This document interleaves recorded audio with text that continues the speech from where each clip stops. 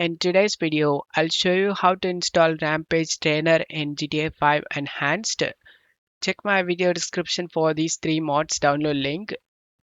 Once download done, right click on the direct storage fix and select WinRAR and select open with WinRAR. Right click on the game and select open file location.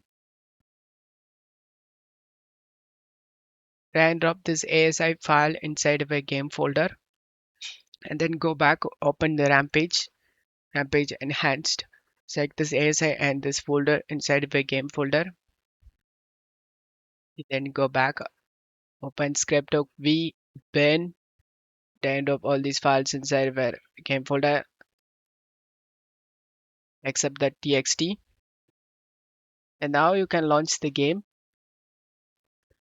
Once you are in game, press F5 to open up this Rampage Trainer.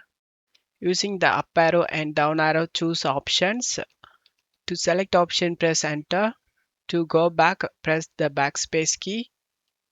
To check this trainer working or not, go to world, time, change the time using the right arrow key. Trainer is working and you can explore lots of other options. I hope this video helped you. If the video helped you, don't forget to leave a like and subscribe. Thank you.